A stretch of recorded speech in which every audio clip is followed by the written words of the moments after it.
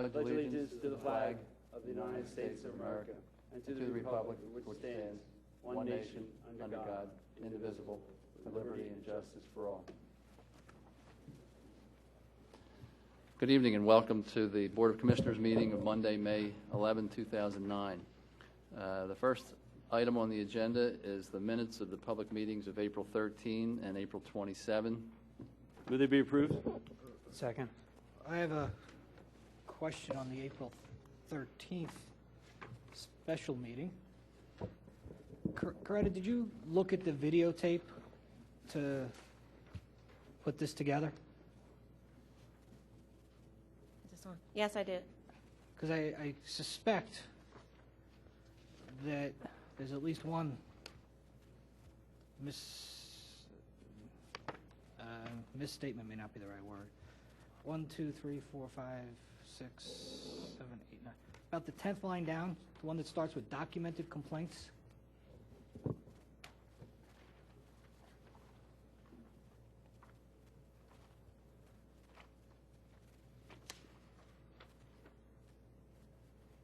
you need my copy? What page are you on? Cover. What? Oh. Okay. First page. Documented complaints. Yeah, it says heterosexist. Was that the actual word used? I think the word we used was homophobic. Okay, I'll check it. Okay. Oh, we got to change words for G. And then I was not here at the last meeting, but on the request for the Tiger Woods Foundation, it says the motion was passed 5-1. I suspect based on the fact that Commissioner Mahoney abstained, it was passed 5-0 with one abstention. Okay. That's a good point. So if you could just, I'll move the approval with those two corrections. All those in favor? Say Aye. aye. Any Somebody opposed? second? Pardon me? Somebody second? I second. Okay, thank you. The next item on the agenda is the notice of executive meetings. An executive meeting was held in the Powys Caucus Room in the Township Building on May 11, 2009, where litigation and personnel matters were discussed. All commissioners were present except for Commissioners Mahoney and Paolino. Next is the proclamation for Bike to Work Week. Whereas the National Nonprofit Bicycling Safety and Education Association has declared the month of May to be National Bike Month. Whereas the League has declared the week of May 11 to 15 as National Bike to Work Week. And whereas to decrease the number of motor vehicles being driven and to reduce traffic congestion, the Delaware County Transportation Management Association and the Delaware County Planning Department are promoting this special week in May to encourage the use of bicycles for travel to work and other destinations. And whereas, as an alternative to the automobile as a viable means of transportation, bicycling simultaneously promotes physical health and lowers stress while reducing air pollution, traffic congestion, and energy consumption. And whereas bicycling, walking, and other alternative modes of transportation are a major component to the Township's comprehensive land use plan, now, therefore, be it resolved that the Board of Commissioners of Radnor Township does hereby declare the week of May 11 to 15, 2009 to be Bike to Work Week in Radnor Township and encourages all citizens to use their bicycles rather than their vehicles whenever possible this week and throughout the year. Move the approval? Second. All those in favor? Aye. Next, we have the University of Pennsylvania City and Regional Planning graduate students' presentations regarding 2 Wayne redevelopment studies. Thank you, Mr. Masterson. Thank you, Board. I was actually expecting all 10 students here tonight, but I was informed that they are still working on the report, and these 2 gentlemen here have been given the pleasure to give 2 presentations here, and I'll give you a brief history on how this unfolded. John Meisel, their professor from University of Pennsylvania Graduate School, contacted me last fall along with several other municipalities about a proposed site area or site areas for students to do a detailed analysis on. I immediately thought of 2 places. One was the proposed Keating site, the South Wayne lot. The other one, because of the recent activity there, was the Acme site. And so I showed him around. I gave him a visual. I gave him a walking tour. And as a result of that, 2 weeks later, we were informed, fortunately, that Radnor Township was going to be their client. So this is good for many reasons. Number one, it is 100% free, provided free of charge. Number two, University of Pennsylvania is, as we all know, a world-class planning institution. They have some of the best and brightest planning students, and in my opinion, they will be future leaders someday. And number three, these young men and women provided a fresh perspective to Wayne and St. David's. They brought new eyes, something that perhaps all of us don't see every day. And I think what it says and what you'll see here is that the reason it shows these particular areas is that while Wayne and St. David's have a lot of assets, I think what it also says is that there needs to be a lot of work to do as well. And so without further ado here, I will introduce that we have Andrew and Matt here. All right, welcome. And Matt's going to take it away on St. David's. Thank you, Matt.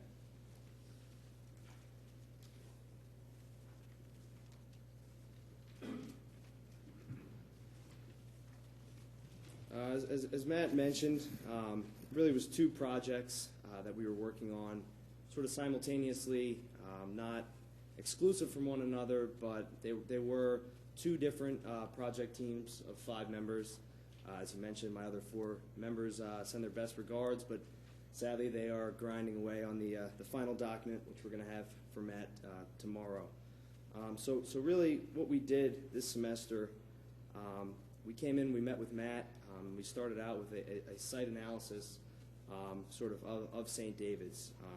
We got into some things, some of the existing conditions, including curb cuts, the circulation, the pedestrian environment, and looked at a market analysis both of the retail and the residential. And from that, we kind of formed some project goals that we used to guide the rest of our semester. And out of those goals, we developed a series of alternatives for the area of St. David's, and then we present them to Matt in early March. Out of those alternatives, we came up with a final plan, which we presented to Matt on Friday, this past Friday. It was about an hour-long plan. I'm hoping to give a summary of that plan in 10 minutes. So some of the things that I'm obviously going to leave out, regional and local context. I don't think I need to talk about 476 and its importance to this group, things like that. I went to Haverford College undergraduate, so I've been in the area for 5 years now. Knew Wayne pretty well, didn't have much experience with St. David's, and I kind of, as we got into the history of the site, I found out that this is not a coincidence. Sort of Drexel and Childs, when they developed Wayne very successfully, they kind of looked at the area east of Wayne as an opportunity to extend what they had going on in Wayne, and so they negotiated with the Pennsylvania Railroad for another stop, which they actually originally called East Wayne, later named St. David's. There never really was a civic or commercial core in St. David's. It was residential, and then gradually, with the automobile, it transitioned to the strip retail that we kind of know today. So without any further ado, let me get into the presentation. This kind of, the same issues that describing from the Drexel and Childs development of St. David's, kind of always this area has been trying to identify with Wayne, but lacking sort of what makes Wayne so great. St. David's doesn't necessarily have, and this is, as Matt mentioned, the Acme site, which is positioned for future redevelopment, currently owned by the Baker properties. You can see how am I supposed to use this pointer? Or no, use the mouse. Okay.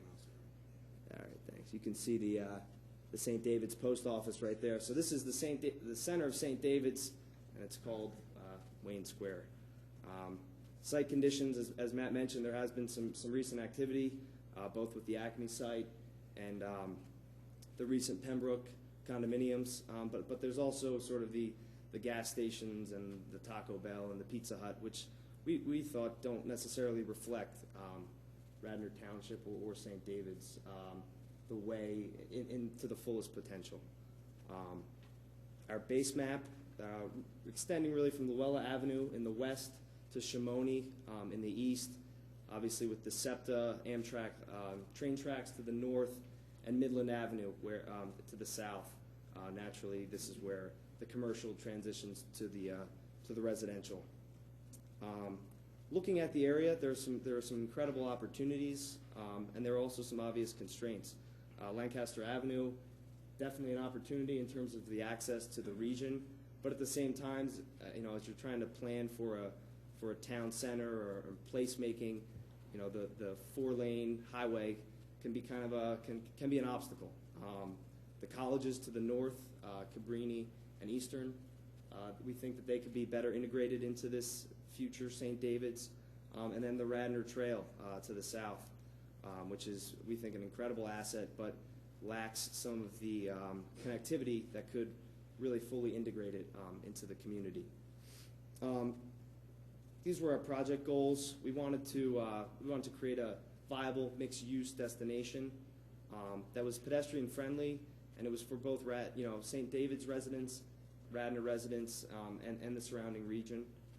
And the sustainability that Radnor has already been implementing, we wanted to continue that by incorporating new sustainable technologies, whether it's pervious pavement, green roofs, things like that. And then ultimately, we recognize that downtown Wayne is a unique and sort of the wonderful place within Radnor Township. So whatever we did in St. David's, we wanted to make sure that it complemented but did not necessarily compete with downtown Wayne. And this was the plan that we came up with. As you can see, the major aspects of the plan are greening, which you can see with the increase in trees along Lancaster Avenue.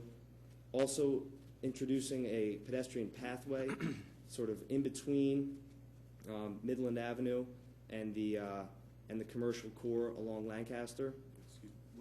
Just for the folks at home, if we can give some context of where, back to the base map. There we go. Here you can see this is St. David's Park. This is actually a proposed new street right here that would run along here is Shimoni Road, and this is currently the Acme site right there. My apologies. As Matt mentioned, this east-west road was a big part of our plan. Running really in front of the Pembroke condominiums, extending to Aberdeen and down to Shimoni.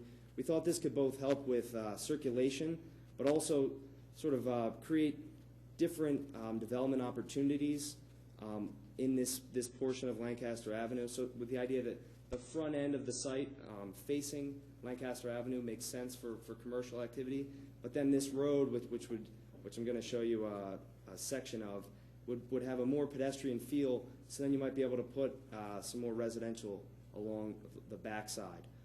We also thought that the St. David's train station was an incredible TOD opportunity, maybe not in the next 5 to 10 years, but somewhere down along the lines, we see this redeveloping as more of a mixed-use area. And as Matt mentioned, the St. David's Park, we were attempting to better integrate the St. David's Park with the surrounding neighborhood by introducing this pedestrian pathway along the backside of Midland Avenue. So the land use that we were proposing is not really a departure from what we currently see. The biggest change is that we're introducing more mixed use. We really wanted to concentrate on this sort of town center, the St. David's Town Center, for a heavy commercial activity in the area, and then as you go east along Lancaster, we thought that this was more of a appropriate for residential uses, and then as I mentioned, the train center, an opportunity for transit-oriented development. As you can see, the circulation hopefully improving some of the backups that you get on Aberdeen with this east-west road connecting Aberdeen into Chamonix. The idea here is right now you've got a ton of curb cuts, and so by increasing the commercial activity a little bit, the amount of commercial space, but putting it into a more planned environment, you could cut down on the sort of traffic that you go from, Luella Mansion, the Luella Court to the Acme site to the dentist, all along Lancaster Avenue. The idea here is to put them all in one place so that people don't have to drive sort of intermittently along Lancaster. And this St. David's Town Center, which you can see here, is really what we see as the catalyst for this new St. David's. As Matt mentioned, the Acme site is positioned for redevelopment, and this town center really builds on that potential, introducing some green spaces, but also heavy, some commercial uses, some residential in the back, and also some light office for more of the services for everyday Radnor needs. This is a section of what it would look like. As you can see in the center here, we've introduced a quite substantial park and public space, and then this is going to be a friendly pedestrian space for shopping and living and working, and instead of just a parking lot, which it is right now. And then this is a rendering of what it could potentially look like. Maybe a little less of the shiny metallic stuff you can see in the back here. Probably more brick like you see at Pembroke. But also trying to activate the space, maybe with something like an oversized chessboard or picnic tables and things like that. And the idea that you can shop and you can walk around this area, and it's not just asphalt and a grocery store. Another thing, you guys mentioned National Bike to Work Week, and we think that that sounds pretty consistent with what we think Radnor Township should be looking towards. As I mentioned before, the bike path we think is an incredible opportunity, but it lacks connectivity. And this is the St. David's Station, as it is now, which is positioned pretty much in between Cabrini and Eastern and the bike trail. And we think that there's a potential to turn this into more of a bimodal transit center with improved bike parking facilities, sharrows, which are shared biking lanes, changing the pavement to slow down traffic in this area, and cut down on automobile use, but also turn this into an amenity for Radnor residents. From a phasing perspective, this is not something that's necessarily going to happen in 5 years. We're trying to think long term here. The town center that I showed before, we think is something that could happen in the next year to 5 year period. And then some of the other things like the streetscape improvements, the connection to the bike trail, these are things that could also happen in that sort of early period. And then building on the town center expansion, we see some more residential uses along Lancaster Avenue in sort of the 10 to 20 year period, and finally the transit-oriented development near the train center. And that really brings my presentation to a close. Any questions before I turn it over to Andy? Good job.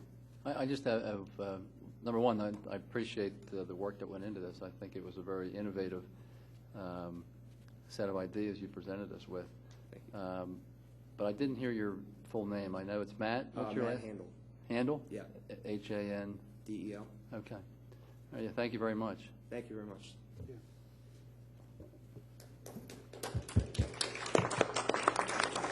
The vision put that park there, that's what I can't figure out. Yeah, no question.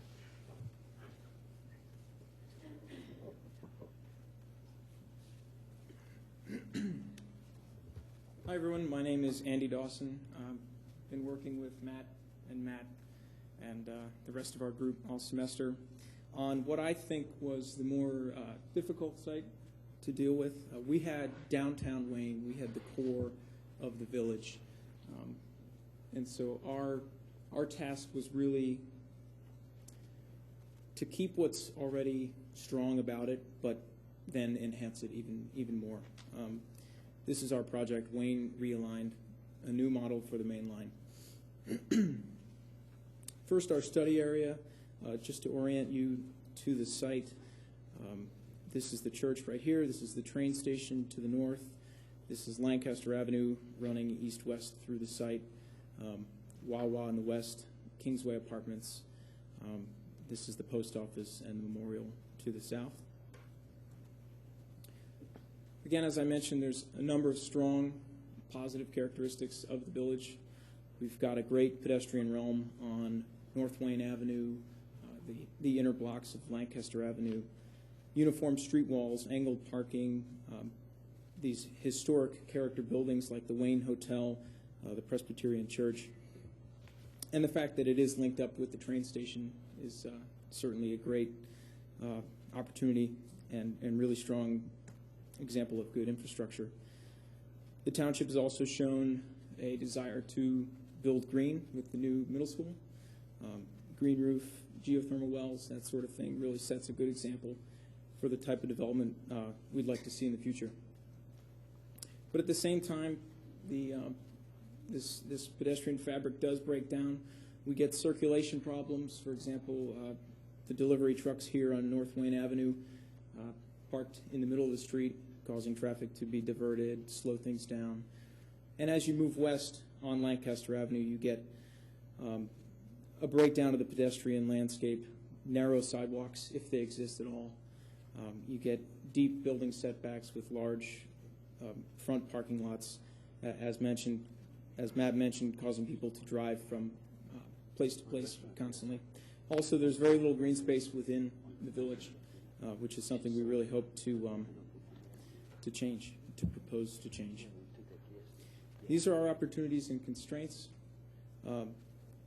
We have 3 special use areas within our site, the train station, the post office, and the existing AT&T parking lot on Lancaster Avenue. These became the focus for our plan and what we hope to enhance for the village. We've also got the Wayne train station, which is a great strength, and this represents a quarter-mile walking radius here in the circle, which by most standards is the distance people are willing to walk to get where they need to be from a train station. It's about a 5 to 10 minute walk. Again, I mentioned the green infrastructure down here by the middle school, and what we hope to focus some development out here to the west on this western gateway towards the end of our study area. We came up with a pretty extensive list of principles of what we hope to do for the village of Wayne. I won't read them all, but they include building civic and open space, enhancing the pedestrian environment, and capitalizing on that historic character that downtown Wayne represents. We also wanted to create some opportunities for new development with some new nodes for the village. After we had our initial meeting with Matt in March, the group realized that it would really benefit our plan if we expanded our study area. As you can see, the existing study area was in red. We actually grabbed this entire northern section here. This is the AT&T structure, and we extended it further south as well. This really opened up the plan and let us take advantage of some other opportunities that we really hope to capitalize on. This is the final plan that we came up with. 4 focus areas were the train station, the post office site, the western gateway, and this proposed new avenue, which we've called Woodley Avenue. Woodley Avenue touches on a number of the principles that we discussed. These are mixed-use buildings here with retail on the ground level. Andy, can you go back real quick? Sure. I lost where that is. Oh, this is the area right up here. So this, Enrique, so this would be, this is the beginning or the end of where the Wayne Bike Center is. This is the AT&T lot. This would be a new road right there. And then south of there would be Woodley going to West Wayne Avenue. This is where Lumberman's currently is. that would be a proposed, what is that, office? Yeah. Right. Got it. Thank you. Okay.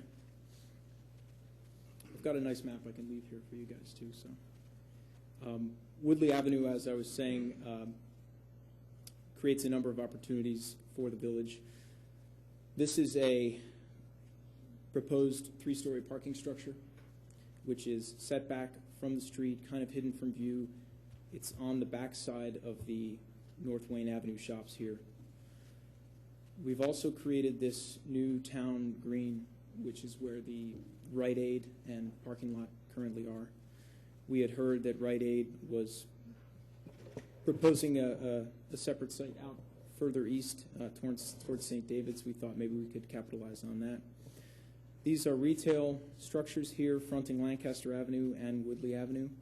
And at the north end of Woodley Avenue, we've proposed a new performing arts center.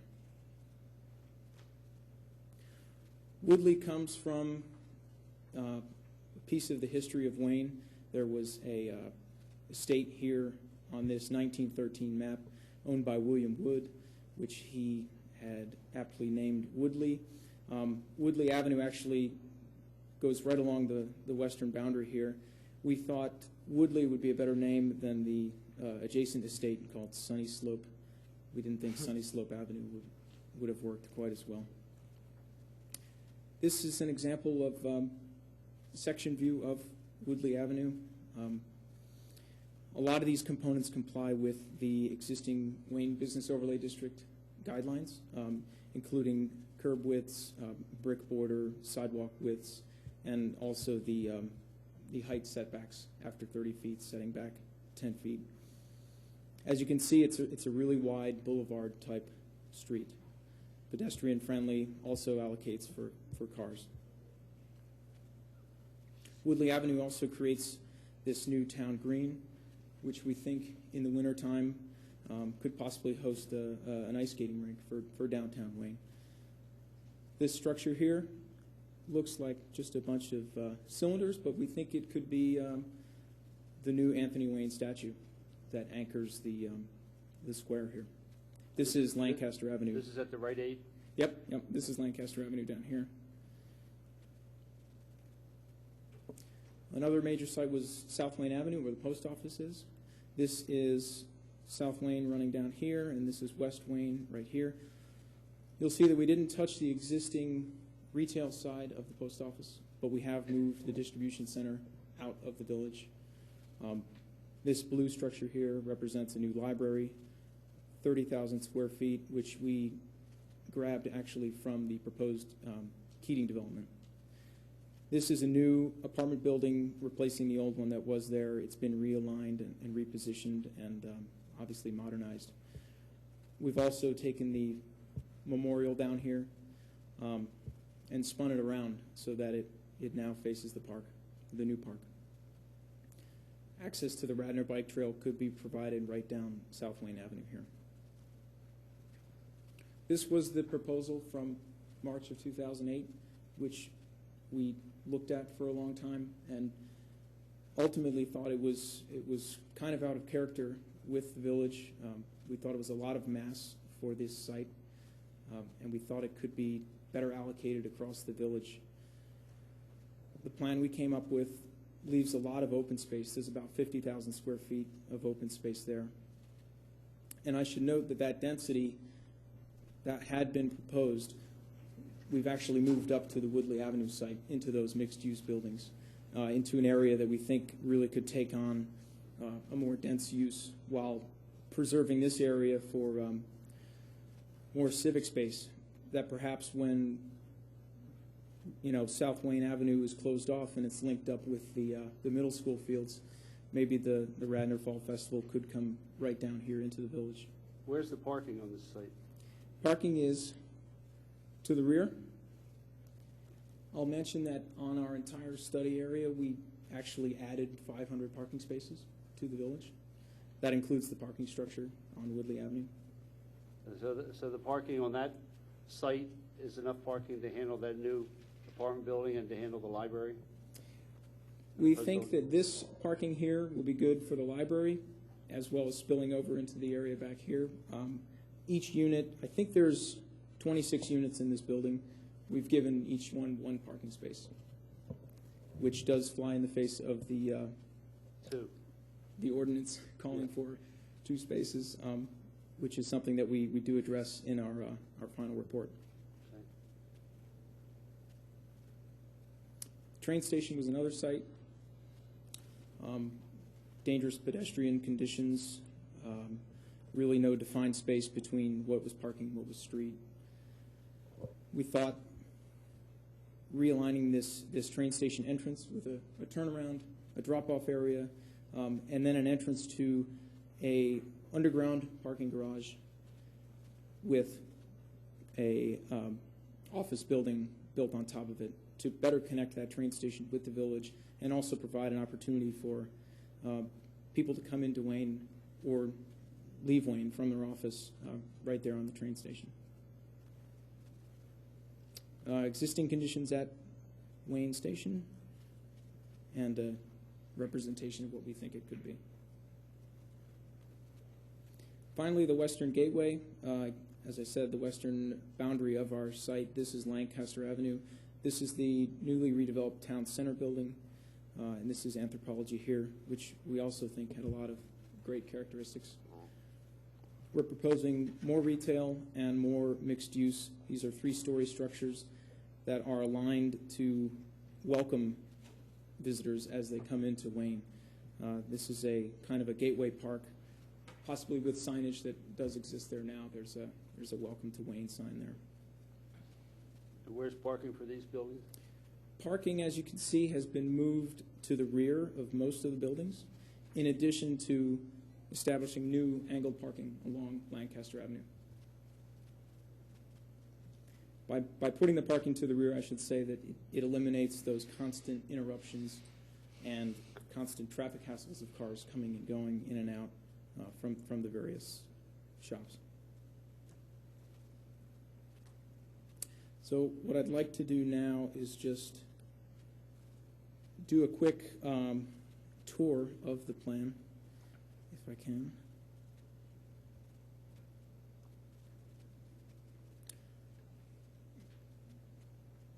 And so here's the overview again. Lancaster Avenue down the middle, North Wayne, South Wayne here.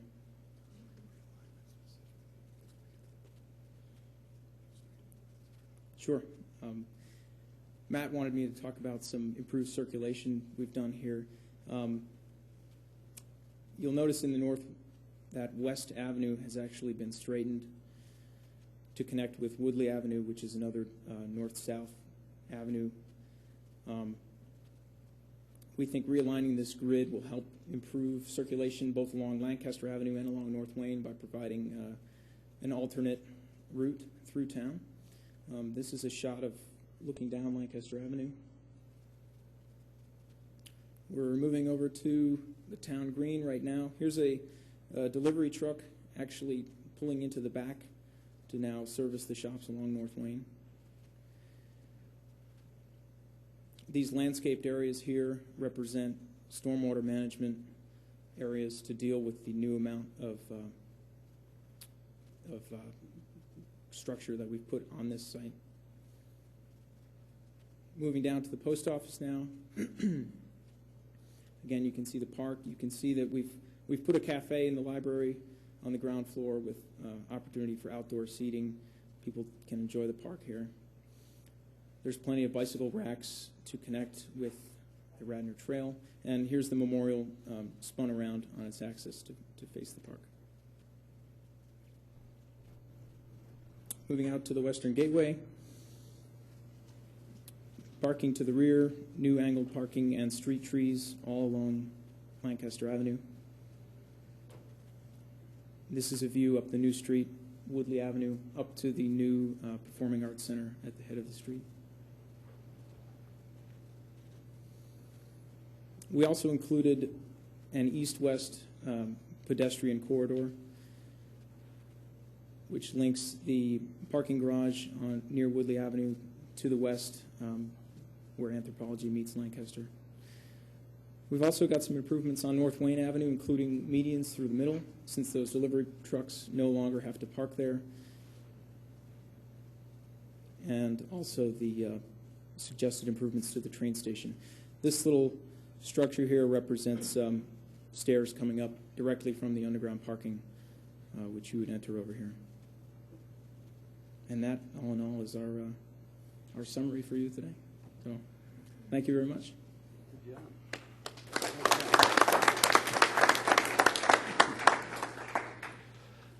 Any questions? Well, your team gets an A. You got A. A. I have I a had a simple bigger- question. How do you pay for it all? That is discussed in depth in our final report, which you will have. That's extra credit. You come up with that. So there's a detailed financial section in there about the rate of return, proposed rate of return over, 20 to 30-year period, approximately. And I also like to let the board know and the public know that you will receive copies of these, of the report soon, and I also have a copy of them available on our website. Well, I think your efforts were very thought-provoking and very creative, and we really appreciate your doing this in our town. Thank you. Yeah. This was the fun part here. So. Yeah, it's great. Did you look at that new construction behind the Acme that we approved between the train station and the Acme? The Pembroke? Is that No, there's another the building commercial behind there development on, right there on Aberdeen. Aberdeen Avenue. As soon as you pass the park, by the Dogma? yes, behind Yeah, that, yeah. 7 North Aberdeen. Didn't really Okay. look into it too in depth. Yeah. Something Okay. you were hoping I had looked at. I can. No. I can call It's the already group right now and it's already tell been them to get on approved. it. No, it's already been approved, and they're going to do it. I just, Okay. Yeah, when we first met in January, I really wanted to keep them.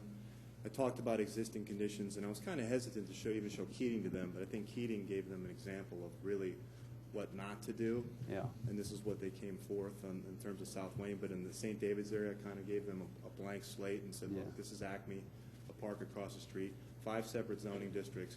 What can you guys come up with? And not for Wayne, but for St. David's, they came up with, I don't know if it was mentioned, but the St. David's overlay district Yeah. is what they're proposing. Yeah. Yeah, there's a lot of stuff I wish I had time to talk about. That Yeah, was one sorry. of the things that, trying to incorporate the Wayne Business Overlay District, but thinking about St. David's as a unique community within Radnor Township that was deserving of its own sort of overlay district to guide future development. Yeah. And where did the post office trucks move to? They've moved to that new site out by the Blue Route that I heard about. Sounds good. Near the Radnor High School. I They're think. still working on it. Yeah. To another Okay. All right. soon to be Maybe determined Valley site. Forge or something. Yeah. Chesterbrook, That's I great. heard. Yeah. Yeah. Good. Well, thank you very much. Yeah. That's great. Thanks, guys. Thank you Looking very forward much. to the report.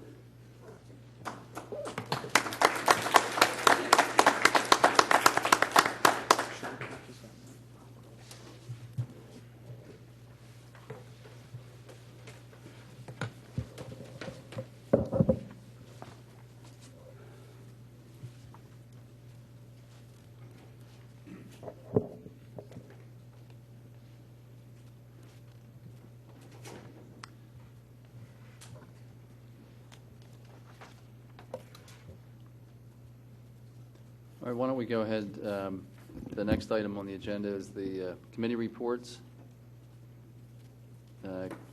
Community development.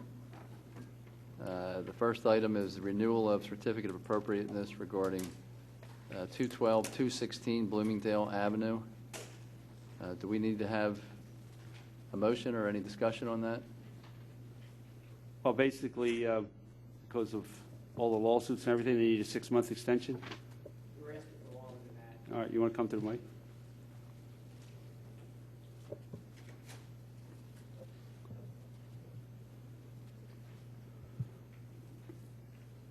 Yeah, right now, there's 3 pending lawsuits, one on the zoning board decision, one on the Harb decision, one on the subdivision decision.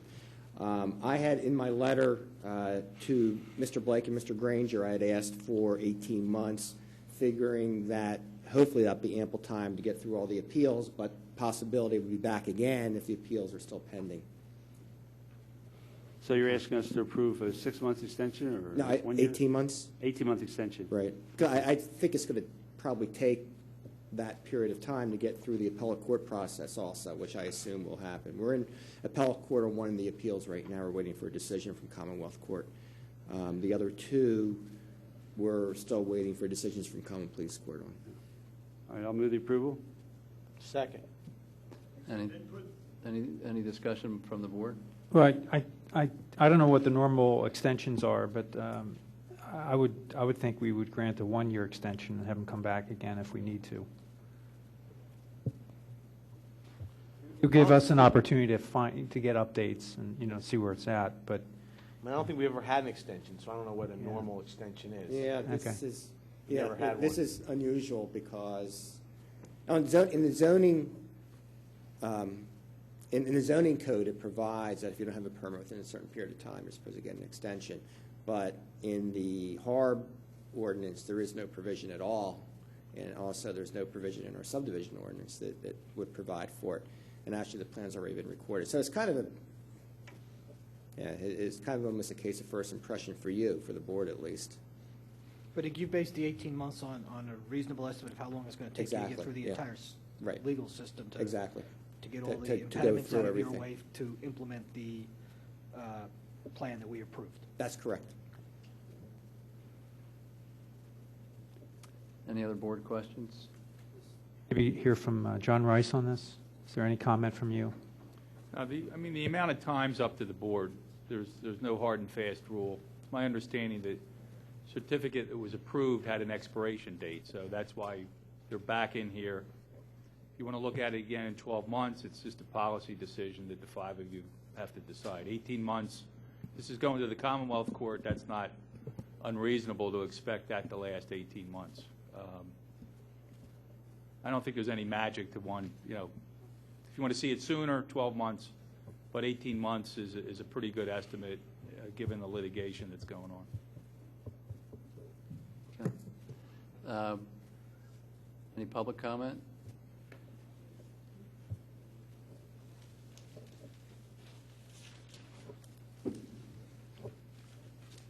Good evening. Thank the board. I'm Jim Schneller. I arguably have standing to comment and. Actually, I should object to standing here because the Common Pleas Court has already determined he does not have standing on this issue. Mr. Schneller appealed at the Commonwealth Court, and that's the decision that we're waiting for on that issue. So I'll just raise the fact that he does not have standing on this matter. You can speak. Go ahead. Thank you. Frankly, because there's 3 appeals pending, I think it's more appropriate that the board doesn't act on this request, and that's because the time frame is actually written into the decision that the board handed down, and because that's under appeal, the board doesn't really have jurisdiction. The jurisdiction right now is in the Commonwealth Court. And while you could accept a request for extension of time, I think to act on it is inappropriate. And one of the reasons is because of the controversial nature of the application. It's been appealed 3 times. It's been appealed for valid reasons, and more so. On a second point, the municipal code doesn't have any implement for a time frame, as they mentioned. There's an implement in the zoning code, but not in the HARB code. So not only are you not given any appropriate or typical time frame, but there's no statute for you to act on to extend time. And certainly you shouldn't act without a full hearing. I don't see the other 2 appellants here.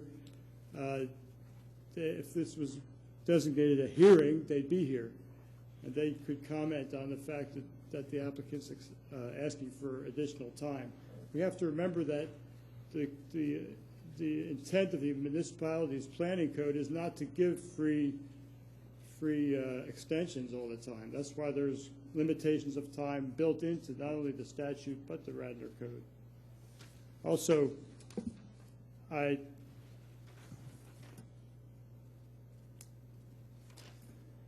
have to emphasize that the record is in the Commonwealth Court for reasons beyond just a simple type of appeal from a variance or a special exception. And Are you appealing the certificate of appropriateness? I'm not that appellant. And that's all I have to say. Okay, thank you. It seems to make sense to me to maintain the status quo pending the processing of these appeals. There's a hand up at the back. I just saw that. Do you want to say something? Yeah, you have to come up to the mic. Give your name. Liz Otwell, 140 West Wayne Avenue, and just as public comment, I feel that there's a reason for a time limit for something, and when the time limit's over, we should let it drop, and after the lawsuits, then they can refile. Thank you.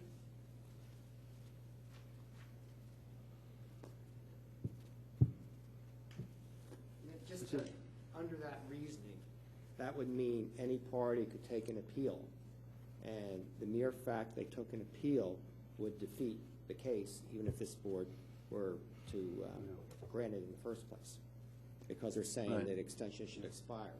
Well, that's why it seems to me it makes sense to maintain the status quo pending the. I have a comment, though. The appeal. When we approved this, it was with a time limitation, and I believe we approved this through a hearing process, and by extending the terms of that original approval without having that process in place here, we're kind of circumventing that provision Now, for Mr. time Fisher, limits. just so you're aware, this board did not put a time limit on that certificate. When the township issued a certificate, all of a sudden it appeared that there was a one-year time limit on it. That was not decided by this board. When we got the certificate of demolition, it stated that it expires in 1 year. Where that came from, I don't know, because it was not from the board and there's nothing in the code that states that. The thing is, what we're looking for here is fundamental fairness. Someone appealed this decision. It's not our fault. The reason for the delay is because decisions have been appealed and they're pending in court. Yeah, I understand that, and that's why it seems to me the logical thing to do is maintain the status quo and give you the extension that you've requested. And that way, everybody's rights are protected. So my feeling is the motion has been made and seconded. I'd like to call a vote. Tom, can we just have, I just wanted some clarification here, because where, John Rice or Bob Loper, where does this expiration date come from in the original HARB resolution? I think Bob can answer that. Yeah. John, I believe the drafting of the actual certificate of appropriateness was created by my predecessor, the Department of Community Development Director, and it has no bearing on the actual HARB ordinance. There is no municipal planning code timing in reference to the Historic Architectural Review Board. So it's just, my interpretation is that it was just an arbitrary decision process that put some sort of a catalyst or stimulus to the whole certificate of appropriateness so that it would see through the process rather than just hanging it out. But it's an arbitrary condition. It's something the board could direct us to amend, and in the future, whenever we decide to call for certificate of appropriateness, we would not have a time expiration date on that. That's the call of the board. But the certificate of appropriateness that this board voted on had that in writing on the actual Yes. certificate? So we voted on something that had an expiration date? Yes or no? That's why I'm asking. The certificate of appropriateness that you approved had that condition written on the certificate that was in your packet that you approved, yes. No, it was, Bob, I'm sorry. The board approved at a public meeting the issuance of certificate of appropriateness. The actual certificate was issued by the Community Development Department and was not again voted on by the board. It was basically Community Development issuing a certificate based on the board's action, which was approval. But then appearing on that was this, you know, as So Bob the mentioned. resolution we approved didn't say you have 1 year to implement this? You did not, there was no resolution in front of you to approve that evening. It was a vote to approve a certificate of appropriateness for Okay, well, this tell me, particular development. every certificate of appropriateness that we approve, and we've approved a lot of them, do they have a time limit on them when we approve them? I don't know. But it's not when you approve it. See, it's But do issued they have a time afterward. limit on them at all? When we No, no, approve, no. because that's what I want to know. We approved Let me repeat. When there's ever an item on the agenda for recommendation for approval of a certificate of appropriateness, within the packet of the agenda, you will find a copy of said certificate, and it will have all the pertinent information on that certificate of appropriateness, and language in every single one of them had an expiration date of 1 year. Meaning if they don't do it within 1 year, they have to come back. Yes. And that's a typical condition that we see in the zoning hearing board, that this is typically seen in planning. So that's what I want to establish here. If we voted on something, and the reason I'm trying to tie to the point that we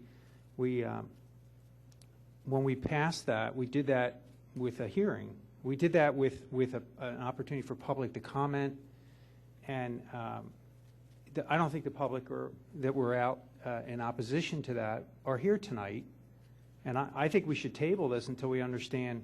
Are we running? This just creates an opportunity to revisit an issue. I agree with Nick. It's unfair. Yeah. The fact of the matter is this was advertised, it's on not advertised, it's on our agenda, anybody can go to the web, they can pick up our agenda, if they're interested, they could come.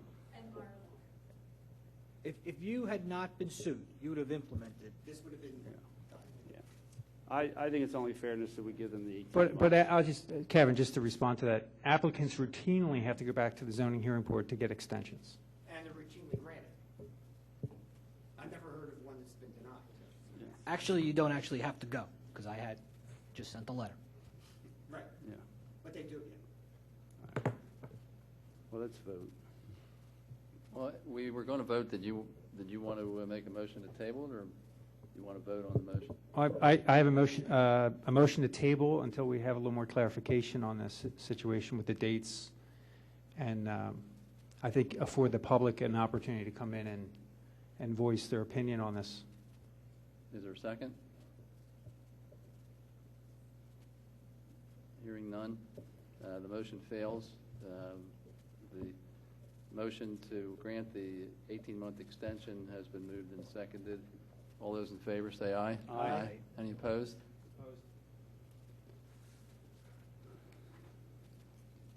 The next item on the agenda is authorization for the solicitor to intervene in a zoning hearing board HARB appeal regarding Schneller and McMichael. What do you need from us?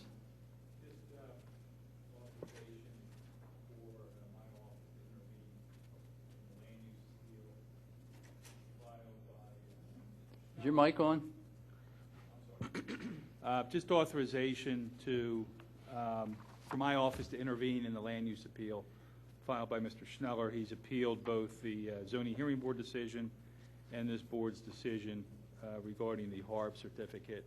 There's also been a petition for injunctive relief filed, so I'm going to have to prepare a response to that also, although normally you don't get to do that in a land use appeal. So it's just authorization to intervene and defend this. Okay.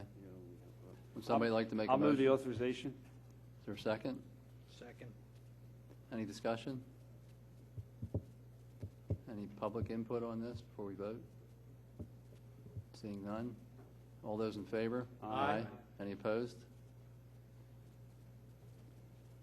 Next on the agenda, finance. Can I just ask a question? Somewhere downstream, either one of the Johns or Amy,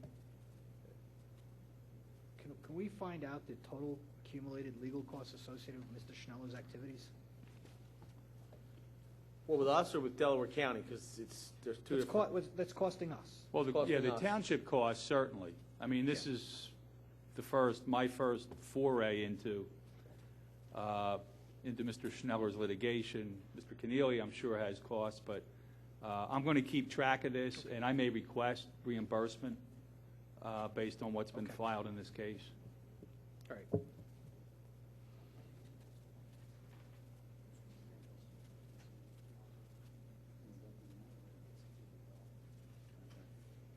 Okay. Tom, I just want to announce this is not on the agenda, but the Garrett Hill Steering Committee will be having a meeting tomorrow night, Tuesday, May 12th, at 8 p.m. in the Township Building in the police roll call room. Thanks. Okay, moving on to finance and audit. Mr. Higgins? The first item on the agenda is the schedule of bills payable, identified as number 09-5A. Says that the attached list is, grand total is $269,198 approximately, and they've been approved by the respective department head, verified and processed by the finance department, and are within total 2009 budgetary limits as imposed by the Board of Commissioners at its December 15, 2008 meeting. So I'll move the introduction. Move the approval. Second. Any discussion? If I may, there was just one change subsequent to it going to you. There was two bills taken off totaling $690.20. So the actual total that you're authorizing is $268,499.66. Move the approval with that change. Second. Any discussion? All those in favor? Aye. Aye. Any opposed? Second item on the agenda is the authorization of the annual contribution to the Memorial Day Parade, and we're requesting authorization for a contribution of $4,000. Move the approval. All those in favor? Aye. Any opposed? Next, library, There is no report from the library. personnel administration. Tom, I just wanted to get an update from John Granger on the progress of the search for the township manager. We received about 24 applications so far. It's been advertised in the Inquirer and the state and national publications. The applications are open till May 31st, and interviews will begin next month. Okay, thank you. Next, park and recreation, Mr. Havada. Thank you. Several things on the agenda tonight. The first is the announcement of the summer 2009 Park and Recreation brochure. I announced it last meeting as well, but as always, extremely comprehensive with a lot of activities for all age Radnor residents, from tots to seniors and everything in between. Probably a 25-page document filled with great activities, maps, and anything in general you need to know about what's going on in Radnor this summer. You can pick one up here at the Township Building. I think they all go home with the kids from the different schools as well, but you can get one here at the Township Building and other locations. Next up is the announcement of the summer concert series, which is also in there. Every year, Radnor hosts a series of summer concerts in the various parks. First one is Wednesday, June 24th, and that's at Cowan Park with Dennis Grabowski. It's a unique, upbeat, acoustic rock. And these are generally from 6:30 to 8:30. And we'll announce them over the summer as they go along.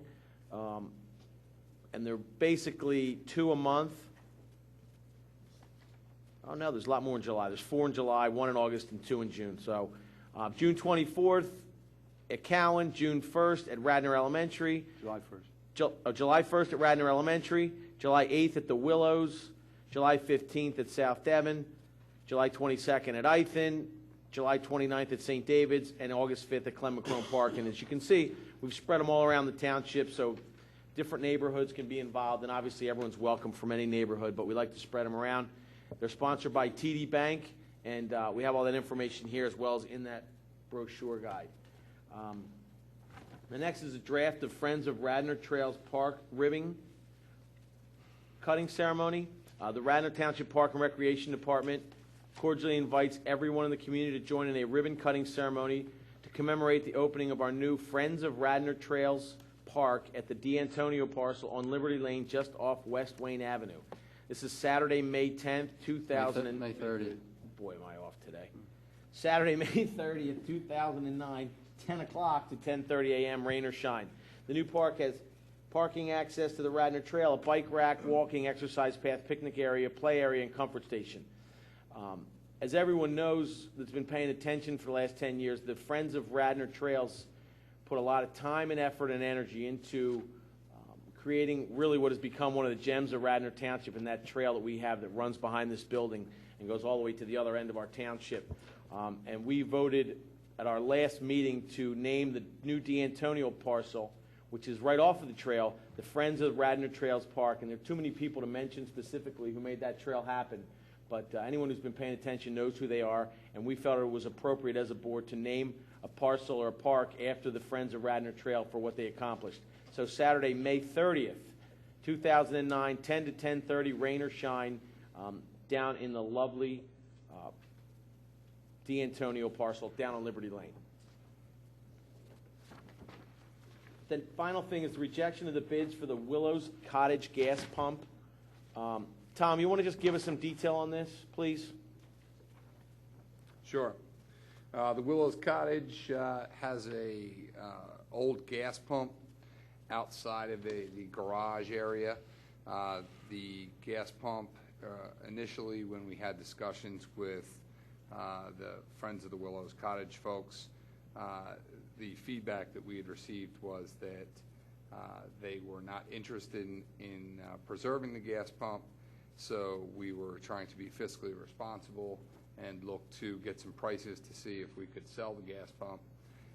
It turns out, after further discussions with the Friends of the Willows Cottage folks, they would like to include it as part of their great preservation efforts.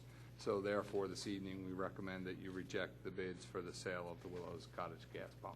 For those listening, next to the Willows is a cottage which we're trying to preserve, and we're doing a pretty good job with a lot of help from a lot of people. And there's an old gas pump there, and it's historic. It's probably 75 years old, would be my guess, Tom. And we thought maybe if it was worth something to maintain it in order to restore it, we're trying to figure that out, and we were advised that maybe we could just sell it and see what we get. To be honest, we got two very low bids, one for $500 and one for $168 from some sort of antique dealers or whatever. And what we're saying now is we think we'd rather keep it, see if we can clean it up a little bit and make it part of the, and keep it. So I'm pretty happy about this. And do we have to move and vote on this, John? Yes. Reject the bid? So moved. Second. Any discussion? All those in favor? Aye. Any opposed? Tom, do some of the guys, Jan, Zach, and those guys, they think they can restore it or know people that can restore it? Is that what we're hoping?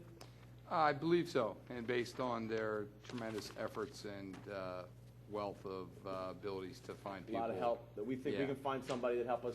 For the record, if anybody knows how to restore a historic gas pump, we'll be more than happy to talk to you. You can contact Tom Blumstrom or the Friends of the Willows Cottage. Tom, does this mean there's a gas tank underground there? Yes. We do not know that. But we would assume there is. One would assume. Can't have a pump without a tank. So. This might be a good opportunity for me to bring this up. I was over at the Willows Cottage this past weekend, not helping. I actually just stopped by to say hi. They've made a lot of great progress out there. I don't know if you've all been out there, but it's really transforming. And I have to hats off to all the volunteers that are working on that. Mark Janisic in particular for organizing and pushing along this. But they shared with me that the Heritage Commission of Delaware County presented them with a Certificate of Appreciation Award. I'll just hold this up. And the crux of this is that this commission has seen the efforts of the group to be able to band together volunteers throughout the township to work on this effort. And we don't have a tally yet of how much work product they've put into this, but if you go out there, take a look, you'll see that they've done a lot of great work. There's new electrical service panels in the building. They've completely stripped and repainted the barn area, and they're getting ready for the hoedown fundraiser they're having this weekend. So, again, many thanks to Mark Janisic for spearheading this effort and all the volunteers that are helping with this process. So, thank you again. You know what, and while we're at it, John, I think we should say that there is the hoedown at the farm at benefit on Sunday, May 17th from 3 to 7 at the Willows Park. It's an old-fashioned down-home eats, sack races, hay rides. Obviously, the money is used to help the Skunk Hollow Community Farm. It is on the 17th, and we have some more information. Would you like to talk about it? We're fortunate. Colleen Philbin is here, and she has been just amazing in putting together the hoedown. You could probably speak better than I about it. I can't imagine that I could. You certainly can. But actually, that was a great pitch. I just am here to, on behalf of the Hoedown Committee to formally invite you all and to say that great plans are underway.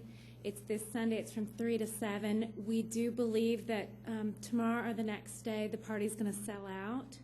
And so to all of the folks who are coming, we're going to have a great time raising money and awareness for the Skunk Hollow Community Farm.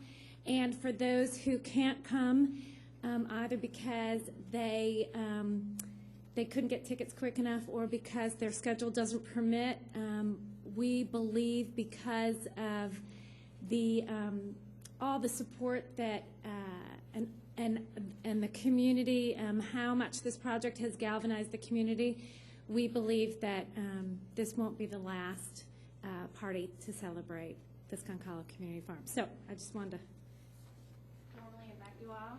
But there are still tickets available. Sunday, May 17th at the Willows Park. If they wanted to get tickets, If they want to get tickets, they want to tonight through the Radnor Conservancy. Mhm. They're going to want to. They're going to want. so you can either call. Okay.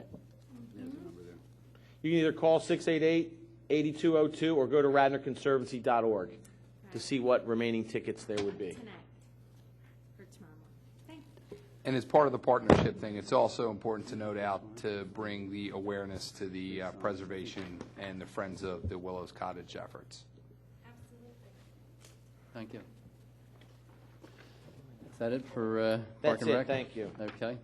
Anything on public health? No formal report. Last meeting, I brought up the swine flu issue.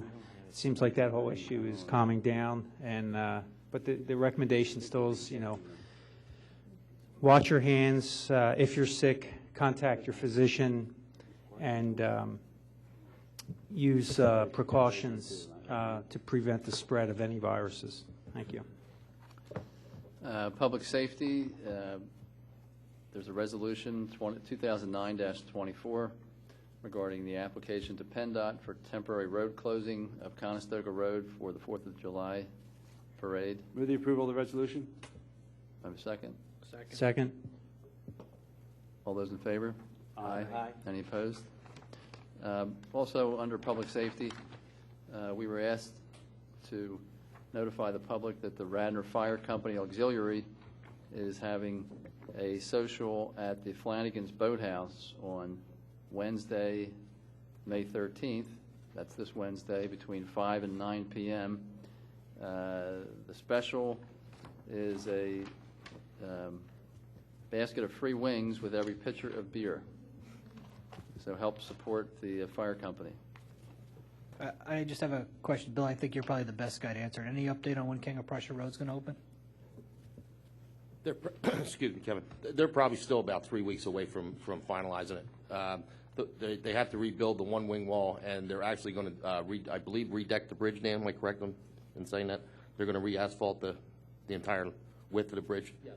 When they started the project, they said 3 to 4 weeks. So now it's 6 to 8. Well, it's PennDOT. And, when you start to open things up like that, sometimes you find some structural problems, that you didn't see when it started to fall apart. Okay. So looks like mid-June? I can clarify that by the next meeting. I can talk to John Bush over. Yeah, I'd like to know a target date. All right. One of the holdups is, the weather that they had last week. Obviously, you couldn't do much construction last week with what was going on out there. Right. So, fair enough. Tom, did you want to mention the fundraiser for the Park and Rec Department? Was that? Yeah, we have the Radnor Activity Center. We're going to have a fundraiser at Pizza Pizza. If you go and eat there on a selected evening, we will receive a percentage of the revenues. Will come back to the Radnor Activity Center. I can get the date. I don't recall off the top of my head. I think it's Wednesday, the 21st. Yeah, that's one. Okay, thanks. Thank you. That's it for public safety. Next is Public Works and Engineering. Mr. Spengler. Yes, you have the capital improvement fund. We all got in our packet. We had the capital items budget for $4,709,000. We whittled it down to $2,844,000, and now our priority list is down to $2,149,700, and I'll move the approval. Second.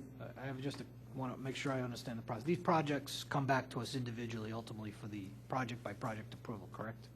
Okay, thank you. Any other discussion? Anybody from the public?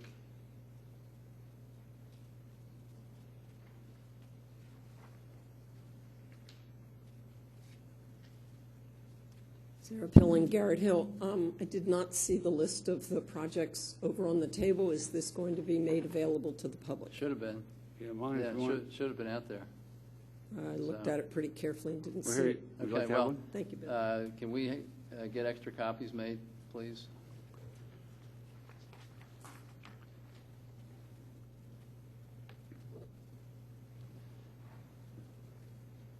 Any other discussion? It's been moved and seconded. All those in favor, say aye. Aye. Any opposed? The next item was street signs. Bill, I don't have anything in front of me. What were we doing with street signs? The word of the bid? We were rejecting them, or? Mr. Chairman, recommended that the bids be rejected. There were some mathematical discrepancies, and some of the bid language we were asking was not clear enough to get accurate bids. So we'd like to reject the bids and rebid the process again. I so move. Second. Any discussion? All those in favor? Aye. Any opposed? That's it under Public Works and Engineering. Okay. Any old business? I have some old business. I just want to get an update.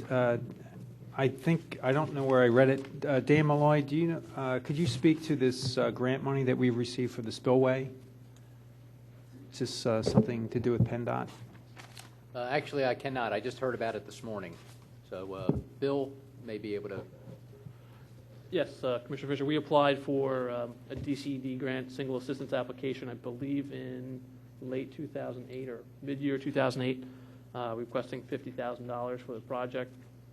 We were awarded $10,000, and that money came in, I believe, towards the end of this, 2008, and we now have the money in there for once we can start opening the bids towards putting the specs together for the project. We have money available, about $10,000. Okay, and is there a time limit on that grant? Generally, yeah, there's usually a 2 to 3 year contract limit on that. I can give you the exact dates, but we have, a year or two to put together the project. Okay, yeah, I'd like to stay involved with this. This is, and I'm going to switch to John Rice. David Blake had been handling the negotiations with SEPTA concerning a lease for this spillway area. I'll get with you. I'll get you an update from my files on this. It was in SEPTA's hands the last we spoke, and what complicates the issue is that there's a Pico tower that's also part of the spillway area. But the goal here was to get access, controlling interest in the land, so that we can make some improvements to the land. It looks like we have the funding now. We just need to get that access through a lease. Okay. I'll look into it. I know there were some discussions. Yeah, maybe you could speak to David Blake about that. John, I have a question, too, regarding some grant money. We were offered some money for a large parcel of land from Delaware County, upwards of, I'm not sure what the total was. $1 million. I think it was $1 million, we might guess. Does that have an expiration date on it? And if so, do we have to use it for a certain specific parcel, or can it be used for other parcels? Those are my questions. I don't know. I'll have to find out. Can you look into that No, and we see can- what the? Yes.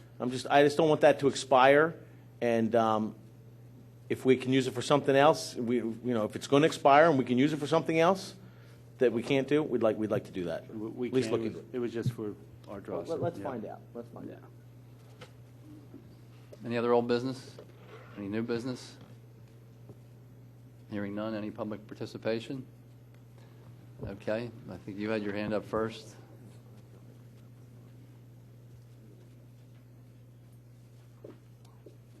I'm Kathy Mulroy, the Executive Director of Radnor Memorial Library, and I'm not quite organized myself with Mr. Higgins yet to have a report for you. That's okay. First off, That's quite all right. I prefer being called Kevin. Okay, that's right, Kevin. He keeps telling me to call him Kevin. First of all, I wanted to alert the commissioners that this Friday we're going to have something new and different in the library. Our young adult coordinator is holding a Guitar Hero competition. So if you can put on your earphones and come in and watch the kids compete on the computer game Guitar Hero, it should be a lot of fun.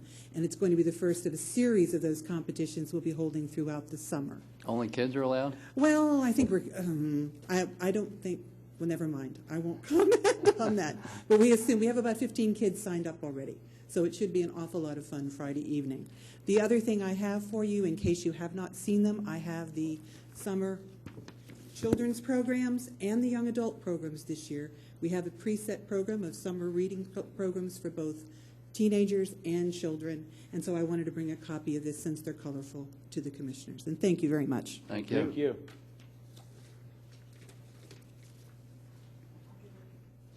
You're all right. Don't worry. Thank you.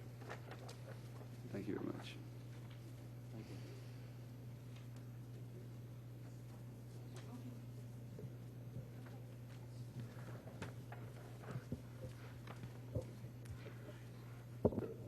You wanted to come up, please? I'm Diane Jolly, president of the Wayne Business Hi, Diane. Association. Hello. How you How'd you doing? like our new Wayne? What? How'd you like our new Wayne? It's very good, very innovative. One of those gentlemen did call me and spoke to me a couple months ago.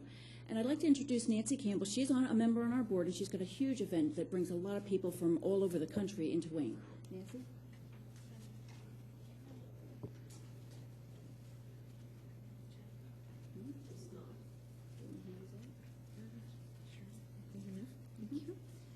Hi, everyone, and thank you for giving us some time to talk to you about our upcoming plein air festival. Nancy Campbell from the Wayne Arts Center. Nancy Campbell, And Jim Wayne Cobb. Arts Center, and Jim Cobb, president of our board. Yes. And we'd like to thank you very much for all your support. I'd let you talk for a second before I begin to explain plein air. This is an unexpected pleasure, but it's always nice to see you guys again. The Plein Air Festival that's coming up, and it's this weekend on... The artists are coming in on Tuesday, tomorrow night, and they'll be here until Saturday, and they'll be painting all through the Wayne area. Ardrossan, Chanticleer, different streets and neighborhoods all around Wayne. On Friday and Saturday, the artists will be painting in the Wayne downtown area. And this is an idea that has been a pretty hot idea across the whole United States. I had the pleasure of going to Sedona to their first plein air festival in Arizona, and came back with this idea to host an event like this here in Wayne. That's very exciting. The paintings are very high quality at a very affordable price range. The artists are professional, coming as far west as Wisconsin, as far north as Massachusetts, and as far south as Virginia. And many of them have not been in the Wayne area. They are going to be bringing their families here as well, so they'll be frequenting the area, which is a great thing because it's just bringing more people into Wayne and letting more people know about the area. The gala preview is Saturday evening from 6 to 10 p.m., and all the proceeds raised will go toward Wayne Arts Center educational programs. I just want to thank the board for the continued support that you've shown through good times and bad times, and I hope the Arts Center continues to be a place that you're pleased with, because we work very hard to put on the best type of activities that we can for our members. So thank you very much. And please do come to Plein Air. It'll be a lot of fun. There will be probably 100 freshly painted things up in one of our exhibition spaces. For sale, and there'll be pictures For of sale. all of them. And Nancy explained that some of it, of course, will go to the artists, and the rest of the proceeds will go to our education program, which, of course, is the outreach. So it's a good program. These are juried, as Nancy said, juried artists. They're very talented people, and I think you'll find some good, inexpensive art if you're looking for something. So I certainly would encourage each of you and the township to please show up and join us for this. Thank you very much. Thank you. Nancy, you've had plein air before? This is our third annual. Yeah, okay. And I'd like to also mention that not only do we have national artists, but we also, I don't know why it's not working, we also have artists from our local area that have been juried into the show. So we're really excited to have that nice mix. One other thing I'd like to mention is, as part of the Mainline Jazz and Food Festival, which is I guess the 5th annual, the Wayne Arts Center has been talking with the people that are hosting that event and organizing it to also introduce an arts festival on North Wayne Avenue in Wayne, where artists will set up tents or canopies and sell art along North Wayne Avenue before the actual jazz begins at 5 o'clock. So we're trying this for the first year, and we have about 20 applicants, and we're reviewing all the applications, and we look forward to embellishing on this event and making it a really nice activity for Wayne. Sounds great. The plein air, they come in and they paint, and between 6 and 10 this Saturday. The paintings will be for sale. They will paint all around the area on Wednesday, Thursday, and then Friday and Saturday they're going to concentrate in the Wayne area. And all these paintings, which totaled about 175 paintings that 30 artists painted during that period of time, will be on display in our Davenport Gallery, and all the works will be for sale. And preview opens at 6 o'clock on Saturday. 6 to 10 on Saturday, but will the art stay up for like a week or two for people to The work look? will stay up for 1 month. For 1 month, so that you could buy it Saturday, but it stays up and just has sold on it. But Right, all the and art. it stays So at- anyone go to the Art Center for the next month and Yeah, see and these pictures, yeah. Right, exactly. On Sunday this week, starting next week, we will have an artist demo and talk in the gallery, and the show will be then free and open to the public. Okay, thank you very much. Thank you. Appreciate it. Thank you very much. Any other public participation?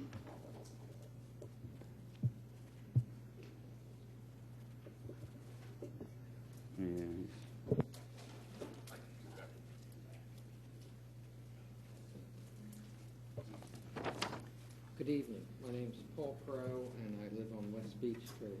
I just have a question for the board. Do you have any control or influence with the programming for the Radnor television station? Does that come through the township? Well, indirectly, because there's a board. Well, we appoint the director of Channel 21. Okay. Okay. Do we finance them? in any We do way? finance them. Well, and- the reason I asked was... But Dan, look, let me just finish answering your question. They don't come to us and say, we're going to show this tonight, we're going to show. We don't get involved with their agenda of what they show. Well, I think But- maybe you should. Well, the other thing is we have a cable council, and they have a lot more knowledge than we have about the operations of cable, what we can do and not do, and you might consider appearing before them also.